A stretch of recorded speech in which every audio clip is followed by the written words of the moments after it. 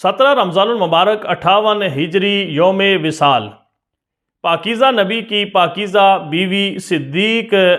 باپ کی صدیقہ بیٹی ام المومنین حضرت سیدہ عائشہ صدیقہ رضی اللہ تعالی عنہا، حضرت عبید ابن عمیر رضی اللہ تعالی عنہ سے کسی نے سوال کیا کہ حضرت سیدہ عائشہ صدیقہ رضی اللہ تعالی عنہا کے یوم وصال پر کس کس کو صدمہ ہوا؟ تو آپ نے یہ جواب دیا کہ حضرت سیدہ عائشہ صدیقہ رضی اللہ تعالی عنہا جس کی ماں ہیں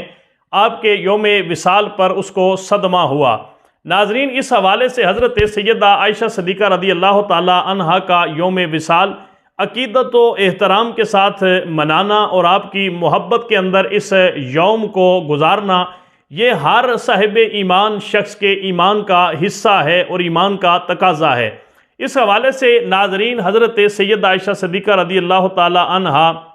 حضور نبی کریم صلی اللہ علیہ وسلم کی ازواج میں وہ خوش نصیب زوجہ ہیں کہ جن سے حضور نبی کریم صلی اللہ علیہ وسلم کی احادیث روایتاً اور درایتاً سب سے زیادہ نقل کی گئی ہیں، اور کوئی بھی زوجہ آپ کے اس معاملے میں آپ کی ہمسر نہیں ہے۔ اس کے علاوہ حضرت سیدہ عائشہ صدیقہ رضی اللہ تعالی عنہا حضور نبی کریم صلی اللہ علیہ وسلم کی وہ خوش نصیب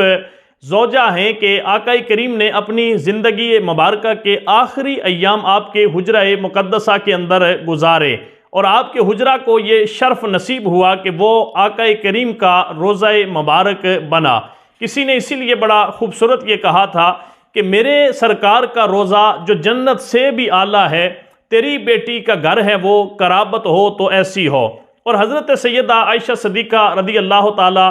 عنہا کی شان مبارکہ، آپ کی تطہیر، آپ کی پاکیزگی کو بیان کرنے کے لیے رب کائنات نے قرآن حکیم کے اندر آیات بینات نازل فرما کے آپ کی تطہیر اور آپ کی برات کو ثابت فرمایا۔ اسی لیے کسی نے محبت سے یہ کہا کہ غلط تہمت لگی جس دم تیری پاکیزہ بیٹی پر، خدا نے خود صفائی دی طہارت ہو تو ایسی ہو۔ حضرت سیدہ عائشہ صدیقہ